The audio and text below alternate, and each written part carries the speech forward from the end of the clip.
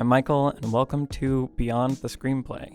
Today we are talking about The Matrix, and I'm joined by part of the Lessons from Screenplay team, writer Trisha Aran. Hello, everybody. And writer Brian Bittner. Hello. And we have an exciting guest today. YouTuber, podcaster Patrick Willems is here. Patrick, hey, guys. Welcome to the show. Thank you so much for having me. I'm happy to be here. Yeah, I'm really excited to have you here because you have made videos about The Matrix and you have a podcast all about Keanu. That is very true. Can't get enough Keanu, right? Enough of Keanu. Enough of Keanu, yes. Sorry, which Keanu? Reed. Okay. Yeah, that one. Right.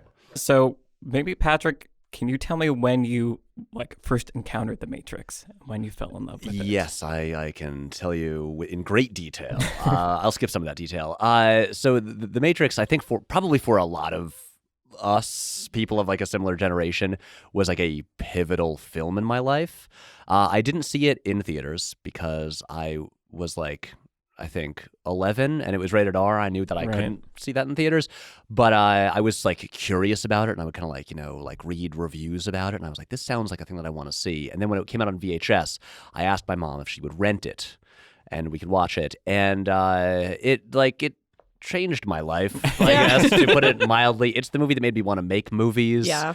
I would just rent it over and over and over again. It was the first DVD I ever owned. Mm-hmm. It was the first Blu-ray I ever owned. I think at this point I might own 4 copies of it across different formats. I've seen it more times than any other movie ever made. If you ever want to see a one-man show of me performing the entirety of The Matrix, I don't know if anyone would pay to see that, but I could do it. I think people would. Yeah. I'd be down for that. Yeah, we're first in line for that. Just Great. Let us know when it is. Yeah. I will. Yeah, it'll be off Broadway. Perfect. Next year. Yeah, I feel like that is definitely the experience I had as well. I remember so specifically telling my parents we need to get a DVD player so that we can get The Matrix Yes. and that was the best Christmas ever, is when I was open the DVD player, set it up, put in The Matrix, go to the lobby scene and just watch that over and over and over again. And my parents were like, this is very violent. Which it actually isn't in so many ways.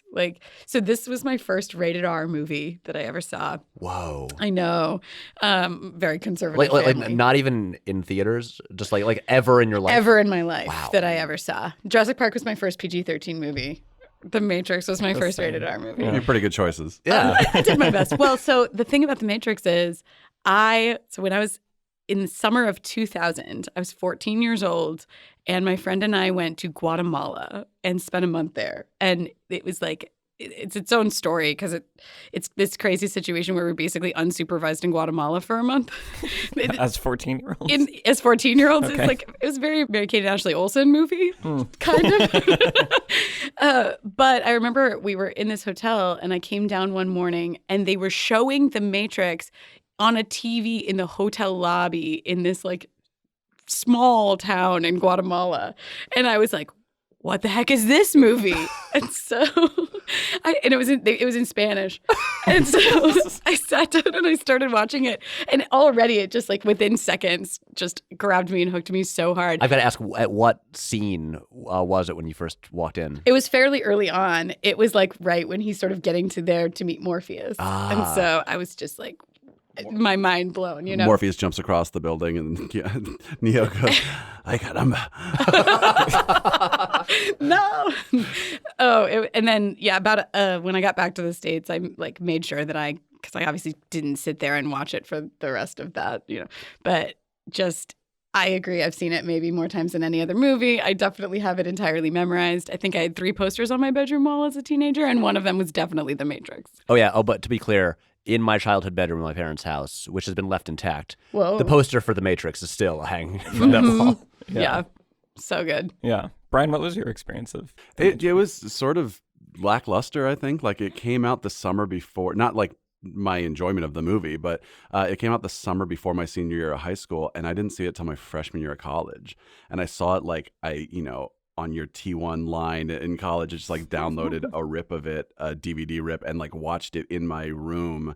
So that was my first experience with the movie. It was very a whimper, but then of course over time I would watch it more and appreciate it and like watch it on like friends, like, nice theatrical setups and that kind of thing. But it was just like, I don't really have like a great sort of first time experience with the Matrix story. Yeah. You were in Guatemala as a 14-year-old Right. unsupervised. Yeah. I mean, so it's such a cool, like cultural, like phenomenon movie where it did things that had never been done before, but it was also really good. It's like one of those rare times that like all those things happen at the same time. Yeah, I just remember watching it. I think my mom and I rented it, and she did not get what was happening, and so I could see that she was like very kind of like zoning out and like, I'm confused about what it means, and I'm like, this is amazing. What are you talking about? We're in the Matrix. Like, this is like what reality must be. So yeah, I kind of want to just talk about all the filmmaking things that, it did things that no film had ever done before and was pushing visual effects forward in this crazy way, which I feel like looking back is really impressive considering how, it wasn't, a property that already existed. It was like this original thing, but they were able to do these crazy visual effects and the bullet time and stuff, and just the context around it being made was really interesting. Yeah. Well, that was one of the craziest parts of their pitch, really. It was just like, we want to do all of these amazing visual effects. No one's ever done them. And so the studio was kind of like, nervous. And obviously they weren't also super well-established filmmakers and stuff like that. So that was like, with all the bullet time stuff, they shot regular footage as well in case bullet time didn't work. Mm-hmm. Because it might not have, which is crazy to think about now. What's also really interesting to me is just like the team they assembled to make it, because like John Gaeta, the guy who like sort of invented bullet time and was like the visual effects supervisor, he wasn't like a guy at Industrial Light and Magic. He was this guy from this like kind of new startup VFX company and that kind of thing. And like really a big part of it is like Joel Silver just kind of liked the Wachowskis from, I think he like met them even before. I think he produced Bound as well, right? And he just kind of like, he just liked their sensibility.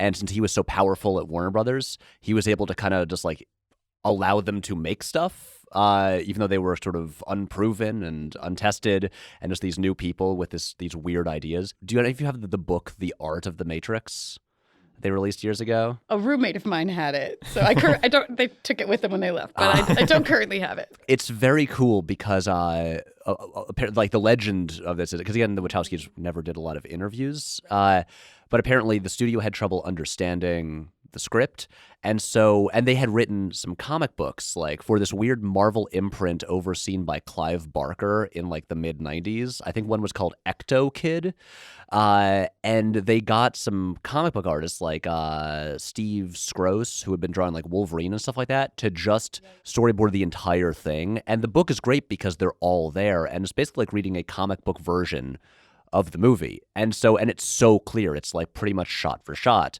And so you can look at that and just have an immediate visual reference for the whole thing. And it makes so much more sense. Right. Yeah, because the visuals are obviously such a huge part of it. And it's such a fun blend of different like genres. Like I think I saw it just at the time that I was kind of like understanding what like noir was, and like Hitchcock, and there were like shots, and I was like, oh, that's kind of like a Hitchcocky shot. So it was that fun blend of just, the action that a 13-year-old boy loves, but also the like artistry of like cool filmmaking happening, which I really appreciated. So I remember another book, The Philosophy of the Matrix, Yes. that came out around the same time. And I had a philosophy teacher in college, and he was bringing up Descartes' brain in a jar theory, and like all the kids in the class just kind of all looked at each other and were like, oh, like the Matrix, the Matrix. And then someone actually said it to him, and he's like, oh, I haven't seen that film or whatever. We're like, oh, how weird! Like, what a great like opportunity for you to teach this thing through pop culture, and like you have no idea about like the biggest movie of the past like several years that come out. Yeah. It's pretty impossible to talk about The Matrix without talking about like the philosophical sort of like underpinnings of it, that it's just like, it's one of those, I love this movie. It's just one of those things where it somehow managed to perfectly balance all kinds of different imperatives. They had to make an amazing action movie. They had to push the envelope with action and like really nail that. They also had to they did this script and had really deep, interesting ideas in it that really elevate it, like it's so far above, it's such a cut above all of the other like sort of action movies of that time because of its ideas and its themes and how richly it engages all of them while managing to be visually stunning and incredibly exciting. It's just really, really impressive, even now. Yeah, I think it's always kind of a go-to thing for me is like, what's your movie trying to say? And I feel like especially with action movies, especially with 90s action movies, it was like, even if there's a theme somewhere buried in there, it's not really saying much, It's like the theme is like, don't be, a terrorist or whatever. It's like, cool. Is that the theme of Die Hard? Yeah. Don't be a terrorist. Don't be a German/English villain. Yeah. Well, and just like the story that is now widely known that Will Smith turned down The Matrix to do Wild Wild West. Yeah. I feel like that's like those are two movies that came out. Yeah. Something that I have obsessed over for maybe almost a decade now, and I'll never stop thinking about it, is so if Will Smith had starred in The Matrix as Neo, it would be a very different film. Yeah. But that was also still the period of Will Smith's career where he was recording a song for each movie. Oh, yeah. And so that means, and that same summer, the spectacular single "Wild Wild West," was released, and so presumably, if he had started in The Matrix, there would be a Will Smith song called "The Matrix." The Matrix. Wow. Yeah, I may have spent time just writing hypothetical lyrics for this. And Take the red pill. No. exactly. I could go on for a while about this because I've thought about what Stevie Wonder song he would probably have sampled for the chorus. But yeah, that's just a thing that I like to think about a lot. Wow. I'm going to be thinking about this a lot now. Yeah, of course you are. It's just stuck in my head. This is what I wanted. Yeah. Yeah, like the casting is such an interesting thing. I remember watching the movie with a friend. We had both seen it 6 or 7 times, but then Neo does the thing where he flexes and dust comes off of his shoulders, So good. Right. And we both kind of giggled like, okay, it's stupid, but we also enjoy it, And I was like, man, it would be really interesting to see if this movie had a better quote unquote actor in it, And then I said Will Smith and Brad Pitt and Tom Cruise, the people you hear were and then he just kind of laughed and he was like, yeah, but could you imagine Will Smith doing that? Could you imagine Tom Cruise doing flexing and dust comes off it? And I think that's such an interesting thing about Keanu Reeves as an actor. He's one of the biggest movie stars who isn't known for his acting ability as his number one quality. It's more just who he is and this sort of his personality and how it comes through in his roles. And it makes me think about the sort of naivety of Neo, like Daniel Radcliffe in the first Harry Potter or Mark Hamill in the first Star Wars, where it's almost like their, I don't want to say inability to act, but their sort of inexperience with acting is so appropriate for the character they're playing. And then not that that's what the same with Keanu Reeves, but just casting somebody who is that sort of baby-faced kind of naive, as opposed to someone like John Wick, who is like John Wick is a badass, Yeah. even though he has that sort of puppy dog quality, but it's Neo is just a guy who works in an office and then suddenly is a superhero. Right. That's what's so funny to me about the idea of Will Smith playing that role, because he is so charismatic and has such a huge personality. And I think what works so well about Keanu in the role is there is this sort of just this stillness and blankness to him. You believe that this is a guy who doesn't talk to people for long stretches of time and just sits there not sleeping, staring at his computer, and he's really pale because he doesn't get out in the sunlight enough. Yeah. And so because he has this sort of this blankness to him, you can you get that he's just trying to absorb all this information that is being thrown at him, and at the same time there's this zen quality that emerges as the film goes on. Yeah. Right. And so I can't imagine anyone else in that role. It's the thing that I always say about Keanu, and part of why I've decided to devote a podcast that I will do for a year of my life to him, is that I think he has a limited range, which is partly why he has mostly in the past been accused of being a wooden actor or a bad actor, but he has a limited range that I think he came to understand over time. He came to realize I shouldn't do accents, or I seem out of place in period pieces. But within that range, I think there are very few people who can do what he does as well as him, which is why it's so hard to imagine anyone else playing Neo, anyone else playing John Wick. And he also just has because he's kind of tall and a little bit lanky, and he has like a great run, like in this movie, like during the great foot chase scene. Yeah. And so just like his physical performance and his movements are so striking and have become genuinely iconic. Right. Just movements he makes in this movie are like burned into like cinema history now. Totally. So this was my first Keanu Reeves movie ever also. So I didn't know any sort of context about who he was, like any, perception of him that was sort of floating around already at that time. And so I never thought of him as being anything other than great as an actor. I was like, he's great in this role. Yeah. What an actor that he is. And it's really interesting because I think that it's what you were saying, Bri, where it's like he has this charisma to him where he's kind of a movie star and it doesn't really matter. His performance doesn't matter, basically, in any movie that he's in. Like, no one is going to a Keanu Reeves movie to see a performance. They're going to see Keanu Reeves. So it kind of, like, he's amazing in this, and you're absolutely right. His physicality is so central to the role, and all of that has to do with, obviously, we can talk about it, his dedication to the role, and all of the actors in terms of the training and the stunts and just physically embodying the parts that they're playing. But then, yeah, in this movie, he does exactly what the role needs. He brings something to it. He is Neo, that's the thing. He is the one. Well,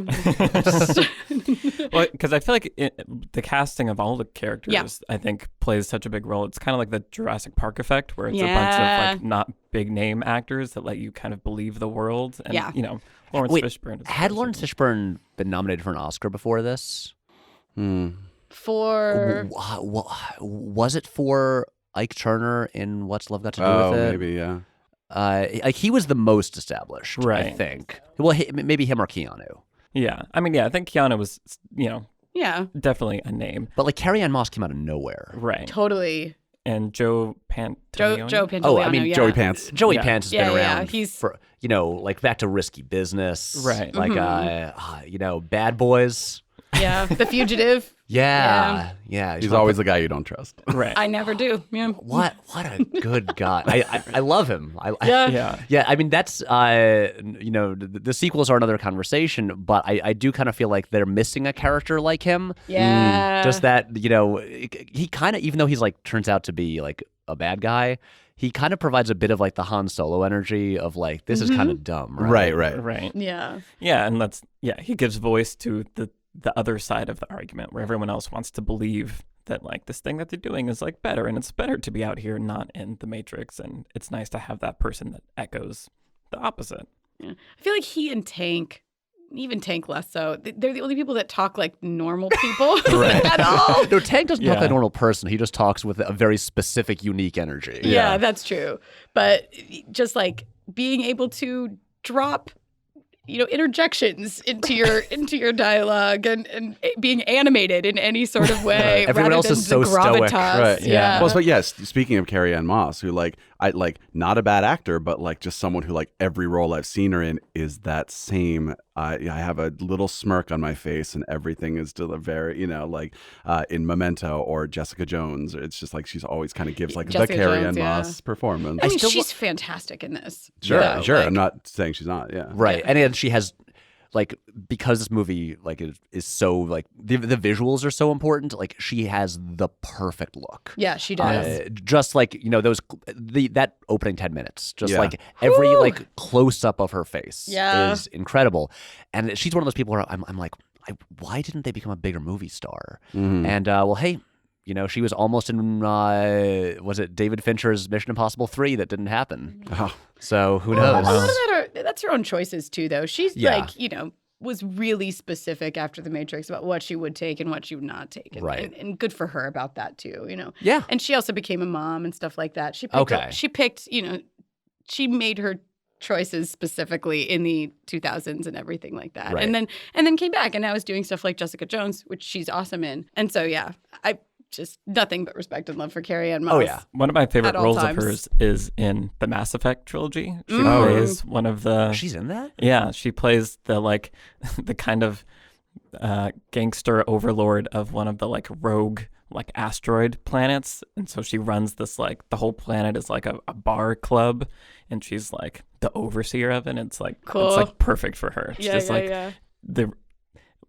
the kind of it's this great like combination of empathy and like badassness of like I Yeah. don't care about you, but for some reason I really like this person that is like there's something more beneath it that draws you in. Yeah. Well, think about that opening, not the opening 10 minutes, which are amazing, but then so contrast that, which we saw, and I love the vulnerability in that's like mixed into her badassery there, which I think is the kind of the thing you're talking about, where when she's down at that bottom of the staircase and she's got her guns pointed at that tiny window, Right. Get up, Trinity. It's so good. But then we go straight, basically, the next time we see her is in that club scene where she is like whispering in Neo's ear. And there's so much, like, I don't want to say the word warmth, but just humanness to her in that scene that I think brings her into, sort of I was going to say the love interest space, but just like the human space that Neo is also in, right? Because he's been nothing but sort of like this very average person. And obviously she's very extraordinary. So you have to kind of create that moment of intimacy there right at the beginning where they're like talking to each other in the club about this secret. Mm-hmm. And of course, if we're going to talk about casting, Yes. be doing Hugo Weaving a disservice not to spend a second on just him. the best. Like too good. Yeah. Yeah. Like he's just too like because then he was just the bad guy and everything after that. Yeah. But I feel like it was hey, never. Elrond. Yeah. Yeah. Well, yeah. I think that's true. I That's saw right. He I saw wasn't- Fellowship of the Ring in the Yeah. theater, and I think I'd seen The Matrix once, so I didn't really remember like who like Agent Smith was or whatever. And as soon as Elrond shows up, like even in the prologue, I just hear like whispering everywhere. It's like, oh, this is The Matrix. People just saying Mr. Anderson. Right. And like literally every time he like showed up on screen, he was like, Mr. Baggins. I feel like that's why I didn't like trust him. That I feel like that took me out of the first Lord of the Rings movie because I was just like, Agent Smith is here. Like, don't trust him. Right. Like, he's taken over whatever this elf is. And he's one of those like those funny like results of them shooting in Australia.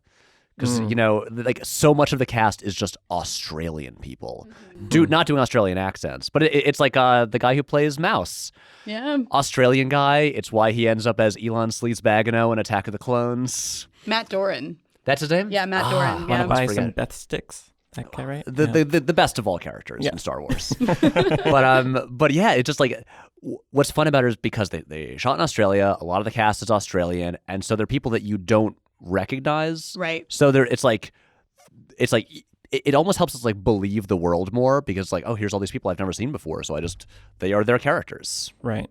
And I think, again, that's why Will Smith would have probably ruined the movie. Like, Yeah. I think even if he had done a good job, it's that thing where, like, I don't know that there's a world in which I can believe Will Smith is a nerdy hacker guy. Right. Like, the same way Right. Keanu Off of Men in Reeves Black. is. Right. Like, he's... Well, also, yeah, Keanu, we talked about this, but the physicality of it just doesn't Right. make any sense, you Yeah. know? I'm just trying to imagine him like jumping in the air and doing like the triple kick thing. Like what? Right. It feels off. I remember 28 Days Later feeling like it made me sad when Danny Boyle and Ewan McGregor like got divorced, Yeah. but then it was like seeing 28 Days Later, I just thought, I'm really glad I don't recognize this Cillian Murphy Yeah. at the time. I was just like, because it just helped me sort of believe this almost documentary style world, Right. So it's Totally. like weird sometimes. And you're like, I'm glad an actor I love isn't in this role. It's a strange thing to feel. Yeah. Also, speaking of Men in Black, total side note, Agent Smith, one of the other two agents is named Jones.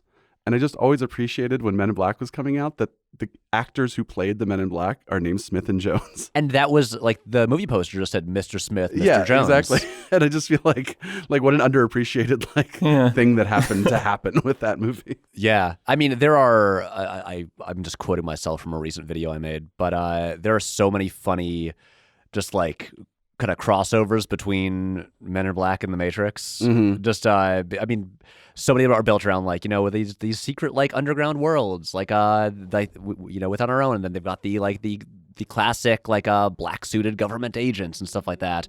And there's the thing that I'm going to point this out because I'm fascinated by it. This weird thing they both do in the final scenes of both movies where the sort of like the rookie or like the novice has become like the master and like kind of like upgraded. He has a new outfit in the final scene. Yep. With a collared shirt with no tie. Does Will Smith have like a Nehru collar on, like in the final scene of Men in Black? It's like a very unique look that he's got. Yeah. And I always like, especially as a kid, I was like, oh my God, Neo's got like, look, he's got a new shirt He has on a new here. shirt. Yeah. I don't know. It's like every little stupid detail in this movie I love. Yeah. Talking about like weird crossover things, Trisha and I both separately noticed that both The Matrix and Avengers Endgame, the climactic moment is the villain saying something about inevitability, and the villain and the hero responding by saying his name.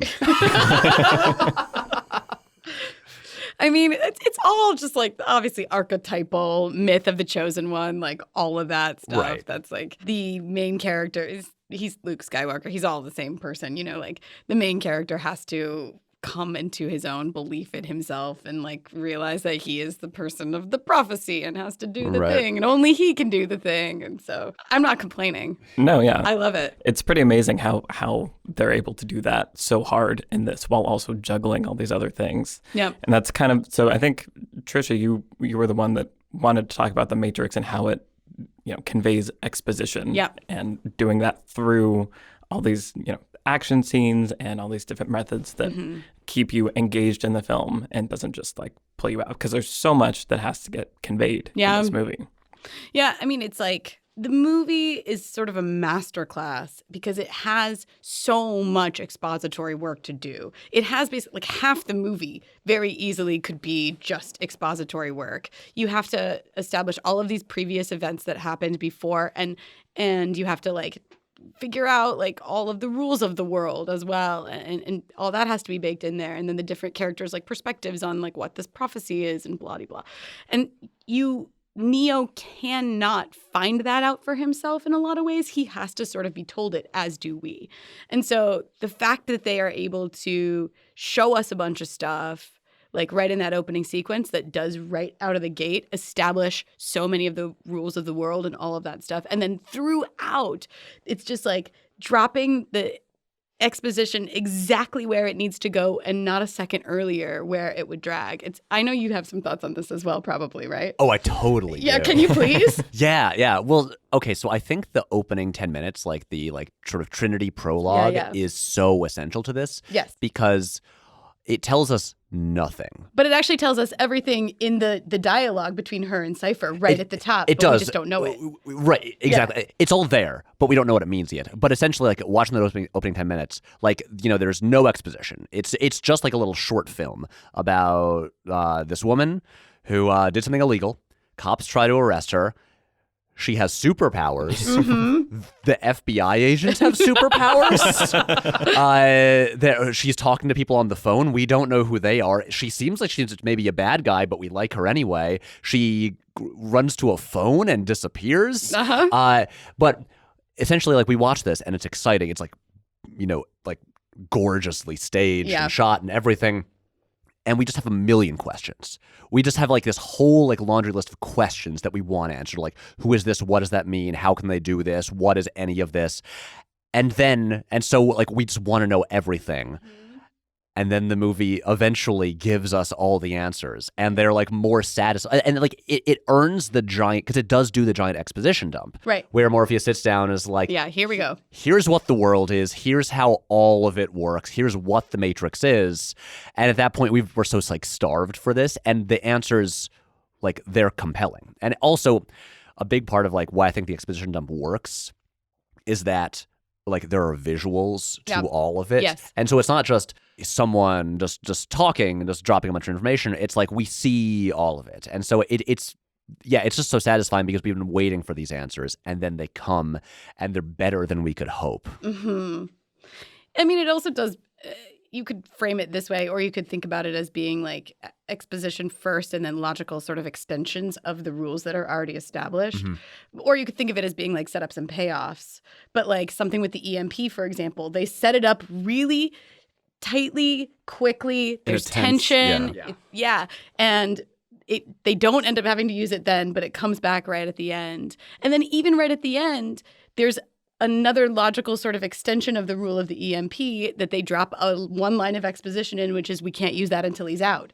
Like right there, where you're just like, oh, of course they can't, but I didn't think of that before. Oh no, like now he has to get out of the Matrix. It keeps pushing its own rules and extending them out and out to their logical conclusions, but in a way that continues to feel surprising and satisfying. It's such a tricky balance of like not over-explaining, but also not under-explaining. Not getting to the point where like, why is that happening? That doesn't make any sense. It's like, no, that does make sense because we learned about this other thing. Yeah. Right. And of course, we have this sort of like audience viewpoint character where who wants to know everything that we want to know, and we're just with him as he's like, and he also makes choices that like that we get, and like I think such an essential like moment of this movie is when he doesn't climb out on the scaffolding because yes, it's insane. He's a human, yeah, exactly, and so like as much as like we want him to like do this, and we want him to find out the stuff that we want to find out.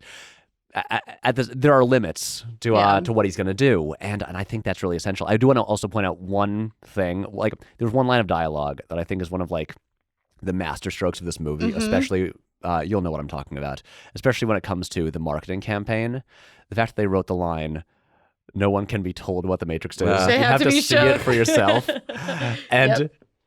To end the trailer with that line, it's like they mustn't know what they were doing. It's like, we can put that in there, and then like they're gonna want to know what it is. Yeah, I feel like that is a really good point. That Keanu, Neo refusing to go on the balcony, like that's a cool refusal of the call moment. That like isn't just there just to have that happen, but like you're saying, it humanizes him and like makes us buy into it, but it also then interrupts the plan, so it makes us want to know, well, now what's going to happen because he wasn't able to do that. And I feel like there are just so many moments like that in this movie that are just so incredible. And I feel like it's also such a clear example of like leaving the old world behind and going into the new world. Yeah. Like, I mean, it's a perfect, like, right.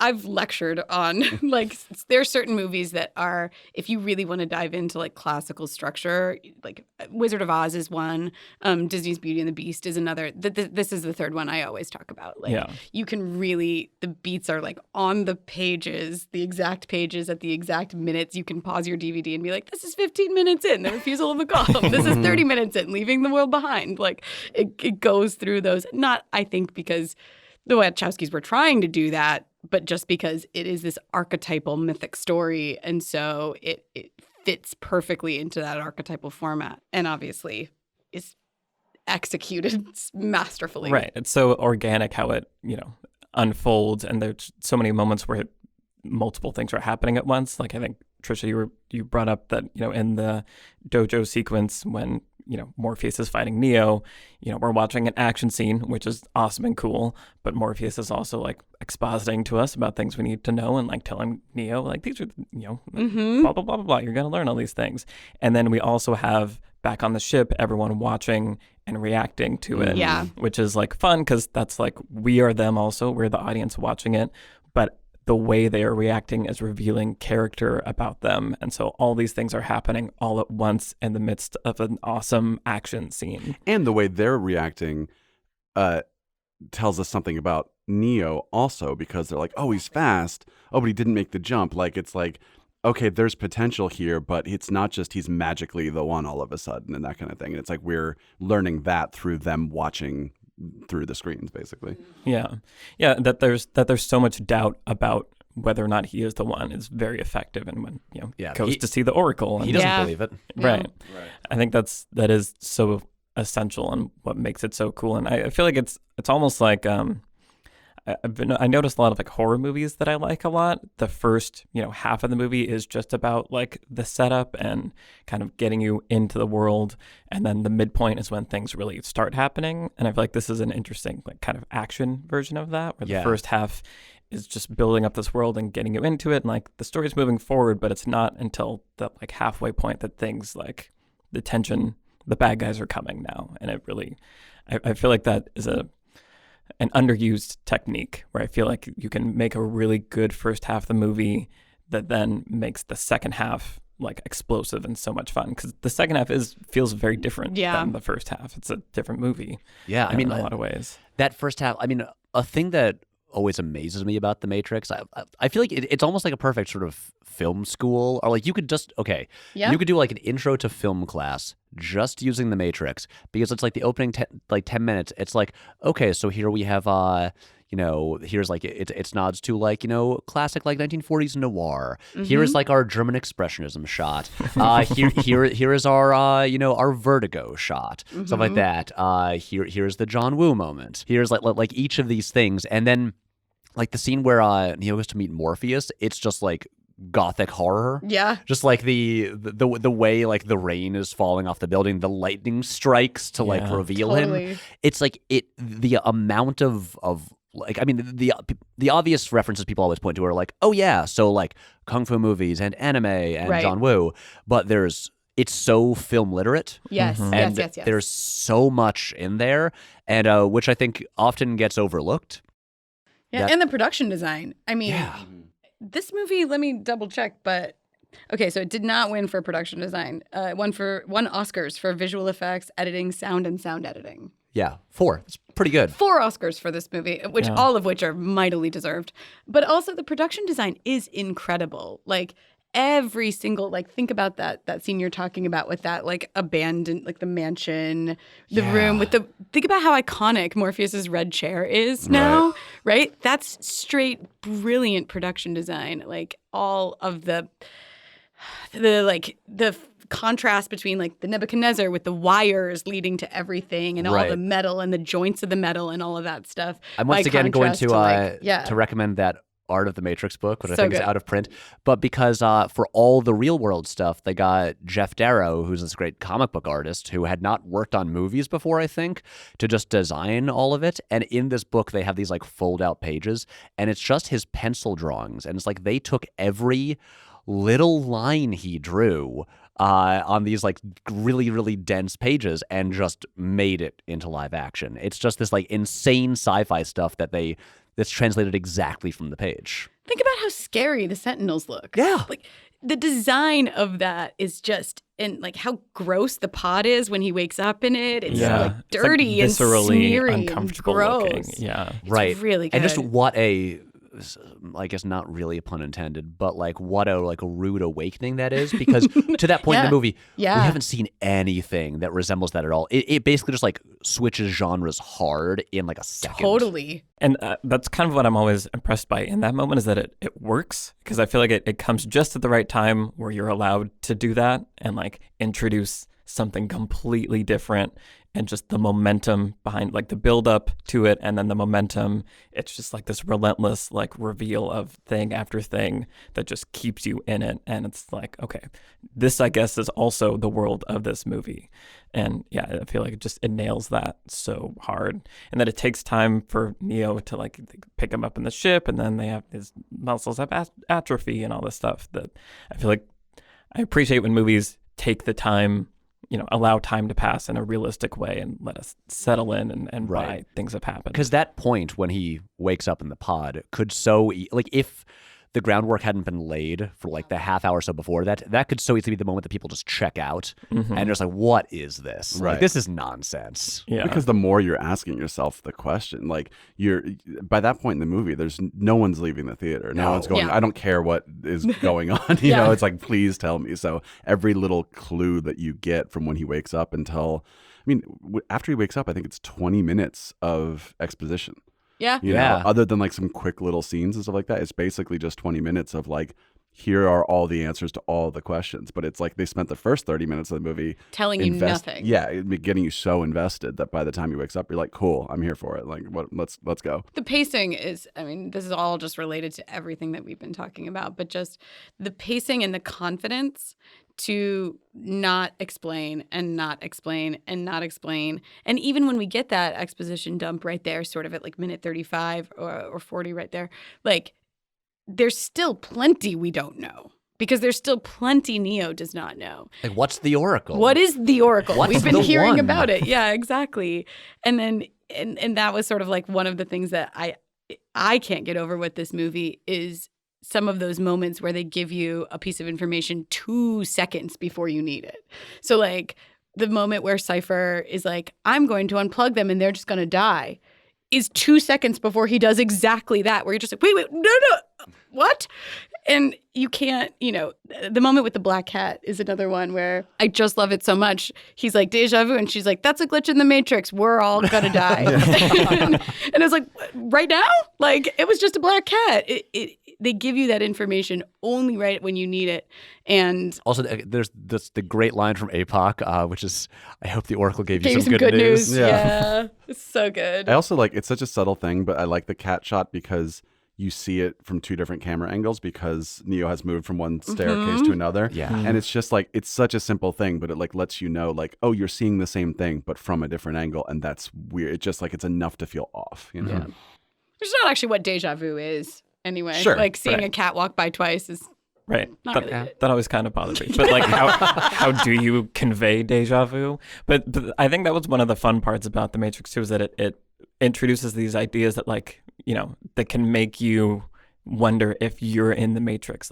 Oh yeah, deja vu is actually this thing. And I feel like movies in the 90s did more of that. I don't know that we have that anymore. That actually the world that you're living in isn't real. I have a great example of that. It's a Philip K. Dick book called Time Out of Joint.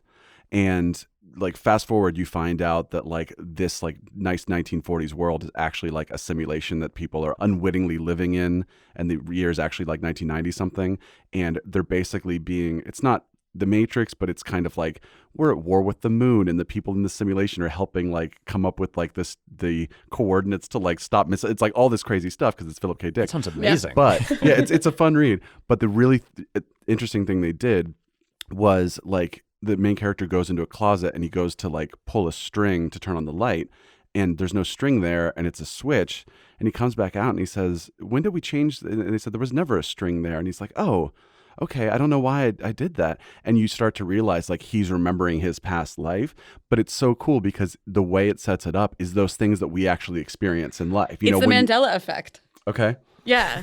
Do you know what I'm talking about? Yeah. I know the term. But Kazam. Yeah. Patrick will now explain the Mandela effect to you. I don't know if I'm the one that's qualified to, but I'll give it a shot. It's these weird commonly held beliefs of things that it's not even that they're myths. It's just somehow we all just came to the popularly cited version. Berenstain Bears? Yeah, the Berenstain Bears. Yeah, that's that one. Or that Sinbad starred in a movie called Shazam where he played a genie in the 90s, which doesn't exist. It doesn't exist. Shaq starred in Kazam. Right. But that's it. And the Mandela thing is that the belief that Nelson Mandela died in prison. Yeah. And which didn't happen. And people remember they have memories, and these are we're talking thousands of people across the world. No, I remember I watched the funeral on TV. I remember the newscaster telling me that he had died in prison, and the same thing. The Berenstain Bears one is the one that I can't because my mother, we had all of those books, and my mother's a children's librarian, and I was I know that this is the reality, and it certainly is not. And so yeah, it just that Philip K. Dick thing seems like it's speaking to that weird collective memory of an alternate reality. Did we all live in a world where the Berenstain Bears was different? Right. Yeah, the only difference being I think it's more your personal thing. It's those personal moments where you just walk into a room and you're wait a minute, isn't this where my keys were or something like that? Those silly little things, not those big collective consciousness things. Right. But yeah, same. Which same is also general kind of idea. similar to the movie that is similar to The Matrix, Dark City. I've not seen that in a long time. Which came out the year before and shot on the same sets in Australia. That same rooftop that Trinity runs across in the opening 10 minutes, it's in Dark City. Yeah. Interesting. Yeah, I feel like the Mandela effect thing freaks me out, not because I'm oh, there's this alternate reality, but I think it just highlights so clearly the fallibility of human memory. Yes. And the suggestibility and all these things, and that's what makes me uncomfortable sometimes thinking about it. And I think things phenomena like that are reasons why a lot of us got obsessed with The Matrix, because it messes with you. Where especially in the late 90s, where there was all kinds of anxiety about the internet and Y2K. Right. Yeah, this idea that consciousness might not be what we think it is, or our perceptions are so limited, our inability to know ourselves, all of these things that are thematically in there. And I feel again, it's the big ideas in The Matrix that hook you, and then the action is just like the action is just the vehicle by which you get to think about all of this stuff that does kind of end up being a splinter in your brain, you know?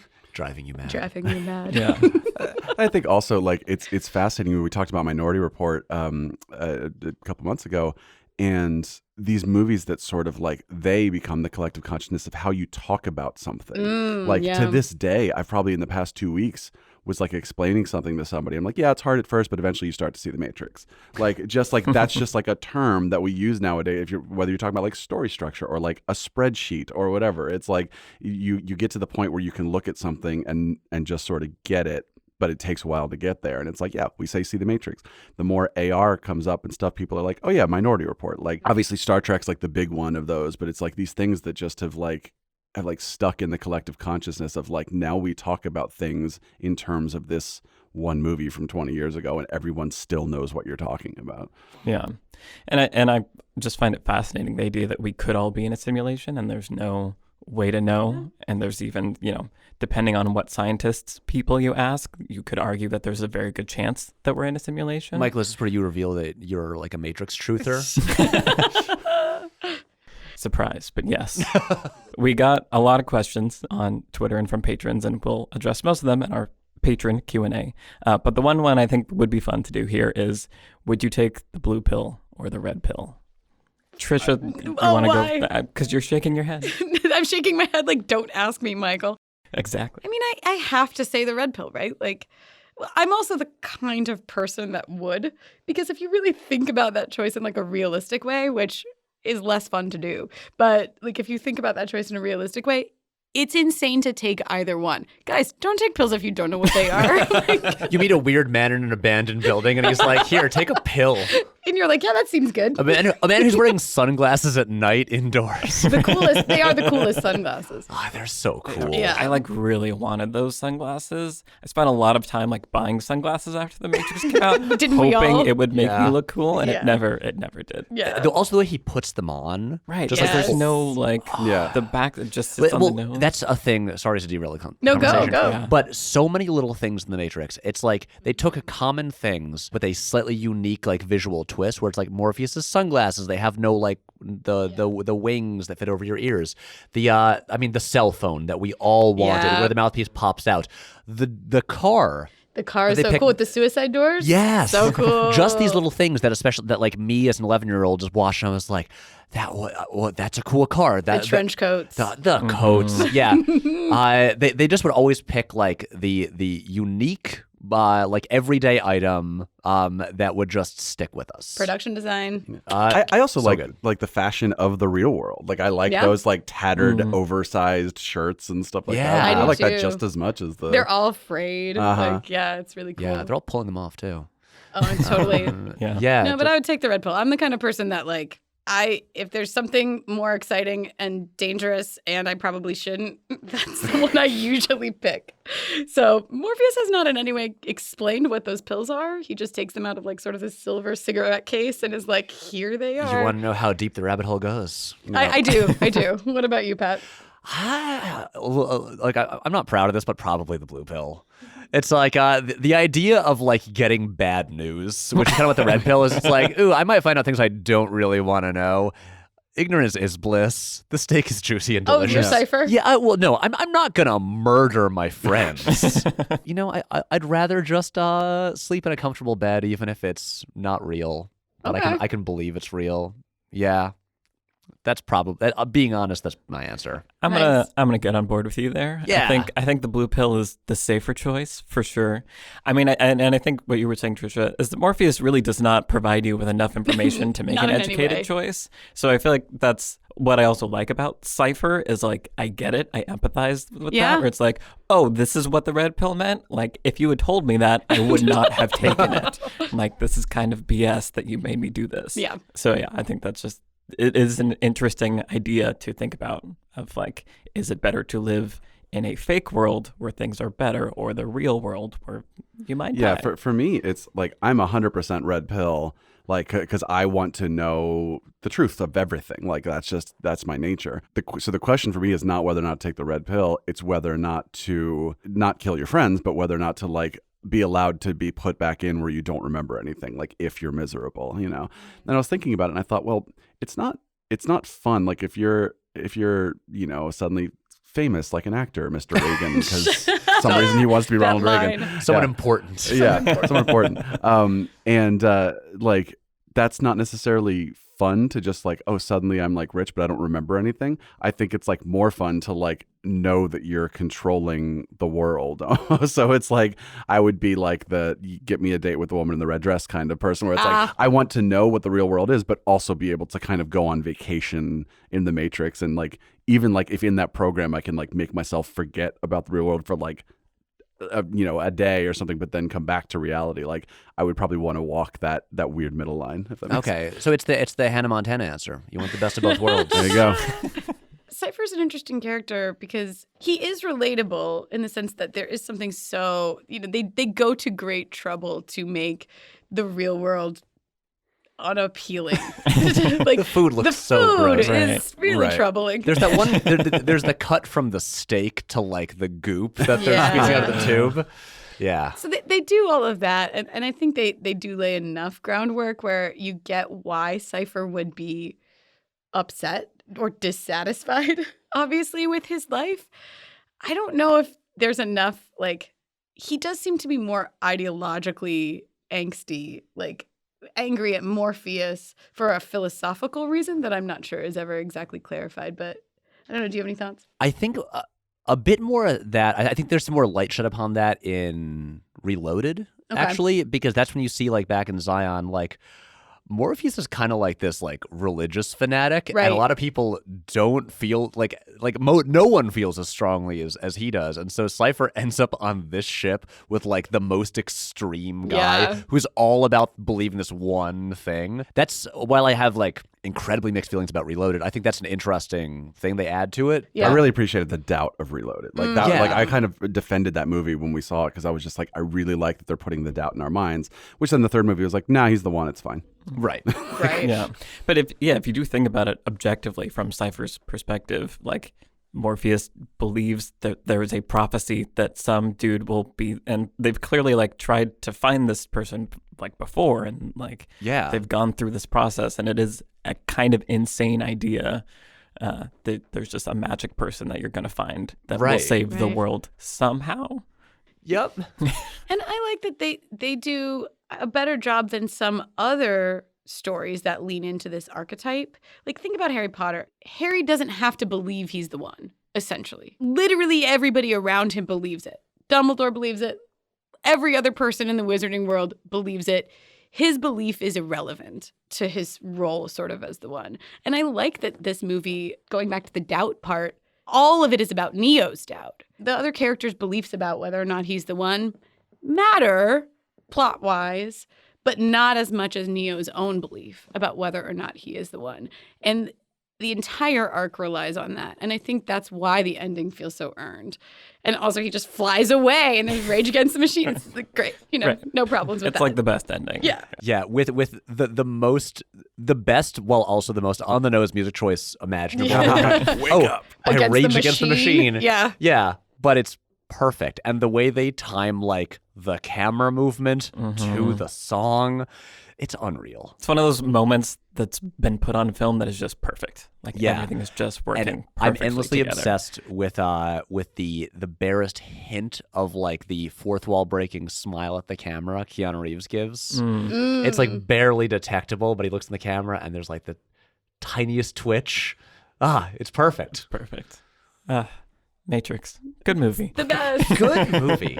Awesome. So why don't we quickly go around and say what we've been watching recently, what we'd like recommend to people. I'm going to say Barry, and I'm a little bit late to the Barry party, but I very much enjoyed Barry. I'm enjoying that it's an interesting blend of genres where it's very comedic and goofy on one hand, but then it's like Breaking Bad style, like serious consequence drama on the other hand, and it's somehow pulling that balance off mostly. It's the fastest I've gone through a show recently because it was just like, well, I have to keep watching this now. So you watched season 2? Yes. So you got to the best episode. Yeah. Well, I don't want to spoilers, Barry. No, just All right, that's all we'll I'll say. talk about this later. But Barry, thumbs up. Brian? Mine's a little obvious, but it's true. I went and saw John Wick Chapter 3. I was invited to a screening where there was a Q&A afterwards with Chad Stahelski and I think the editor and sound editor, I believe. And first of all, the movie is just bonkers. Like, it's just... It reminded me, I think maybe Mad Max Fury Road is the only other time I've just sat through an action movie and just been like, this is so fun, and like they're just delivering, and like I don't really care about like whether I think that anything is good here. It's just like I'm just having a good time. And then like Chad Stahelski has a really interesting like philosophy about action, about how it should be driving the story forward, and you know, the things that seem obvious, but just the way he talks about it from such an action lover's perspective is really cool. But then the interesting thing was I saw it with my girlfriend who had seen 2 and 3 and not seen 1. Oh. So She doesn't know about the dog? right, exactly. And that was the interesting thing. Because I remember the reason I liked 1 was because I enjoyed the story of it. And then when I saw 2, I was just like, like he just shows up and they're like, go on this side quest. And then like that 2 hours later.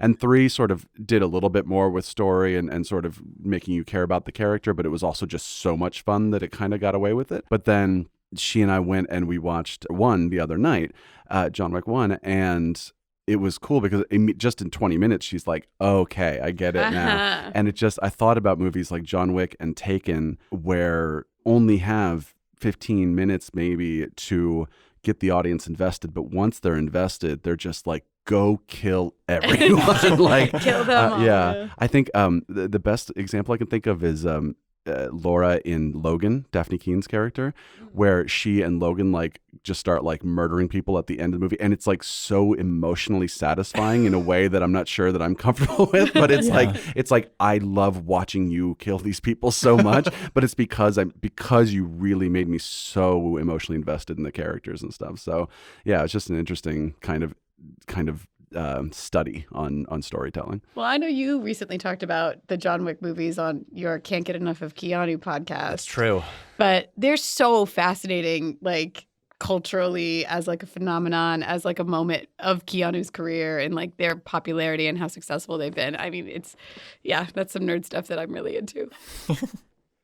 Awesome. Well, Trisha, what have you been watching? So I've been going lately down a rabbit hole of documentaries about difficult film productions. So I started by watching Lost in the Mantra, which I hadn't seen, which is so good.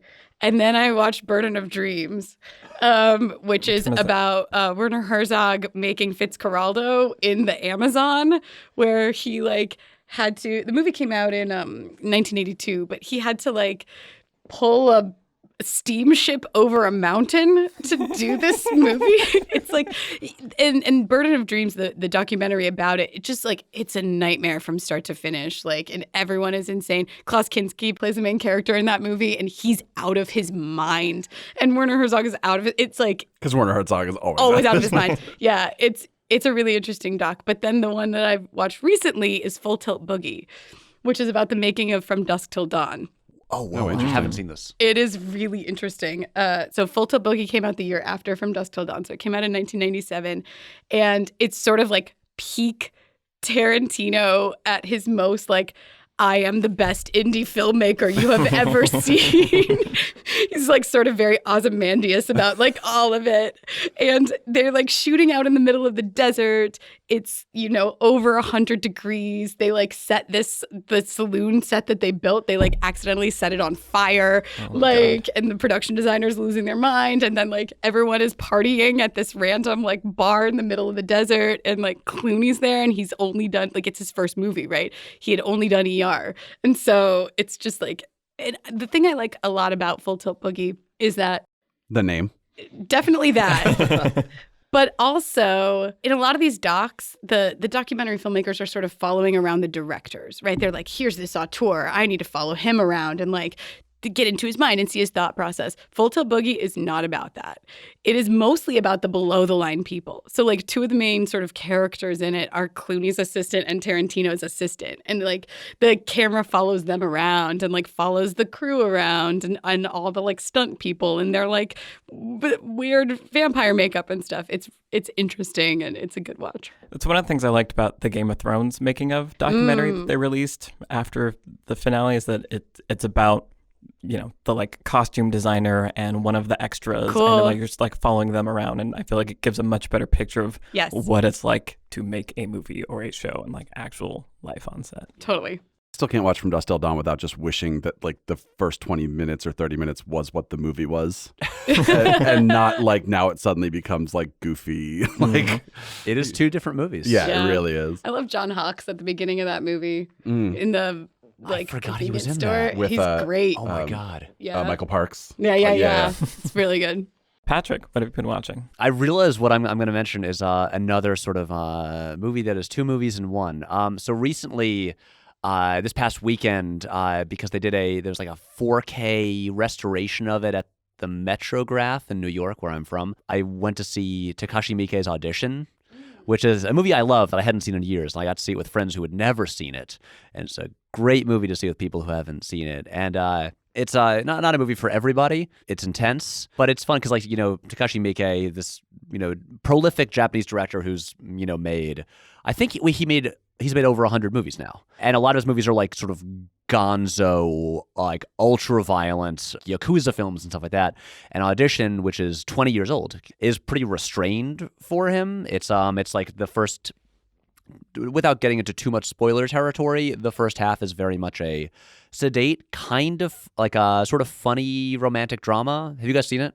Mm-mm. No, someone was telling me recently that I should watch it, and then they told me more about it, and I was like, probably not. Yeah, it's so the first half is one thing, and then there's a scene halfway through. Can we swear on this podcast, or do we not? Yeah, it's fine. Okay.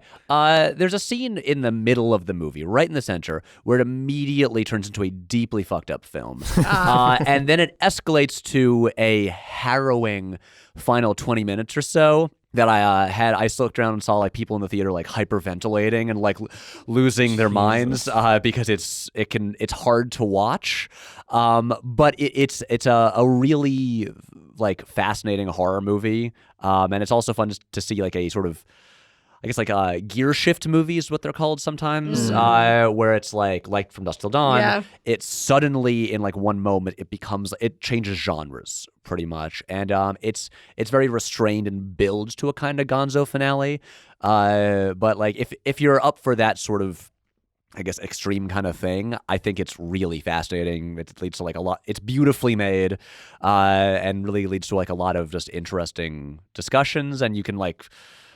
I'm sure there's lots of think pieces about it framed through like, you know, gender and feminist lenses and stuff like that. But Audition, good movie. Check it out. Awesome. Cool. Well, yeah, Patrick, thank you so much for joining us and chatting about The Matrix. Anytime. You picked my favorite topic. Excellent. Thank you so much I for want to having talk me. about it for 4 more hours. So. Yeah, I know we could. So that's why I'm going to stop us now before we go off the rails. But Patrick, where can people find you? So, you know, like these folks, I make YouTube videos where I talk about movies. The channel is just Patrick H. Willems. It's my name. And there's I have videos about The Matrix. I recently made one about The Matrix sequels that almost killed me, but I got through it.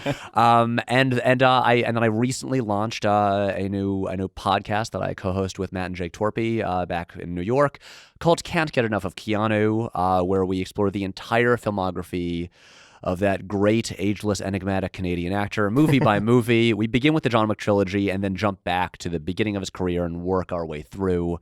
And so, look, I've got a lot of Keon-tent.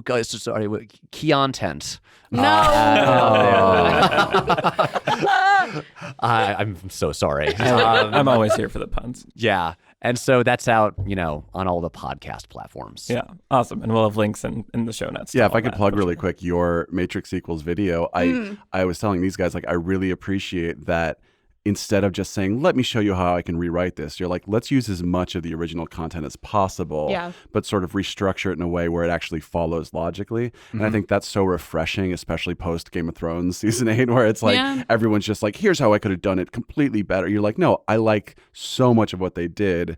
Here's how we could maybe look at it through a different angle. I thought that was really cool. Thank you. Sort of like the script doctor challenge of like, I'm not going to write fan fiction and just redo it from the ground up and make like my dream movie. It's like, how can we just take what's there and just see if we can fix some of the problems? Yeah. And I think too, like probably a lot of us in our generation have tried to pretend that the Matrix sequels don't exist for like a long time. And it's just, it's not worth doing. We can be more mature than that. We can look at them. And I think that that's good. I'm actually really curious. I know it's going to be a while before your podcast gets to the Matrix and the Matrix sequels. But like, I'm super interested to hear what you guys have to say. I will say, I have a ton of respect for those movies, even if I find them very frustrating, because the Wachowskis are never lazy. No, they are not. They're they took that opportunity and they decided to do like the most ambitious thing imaginable with it, and I respect that. Same. Yeah. Awesome. Cool. Well, thank you everyone for listening, and we will see you in the next episode. Goodbye, Mr. Tucker. That was great.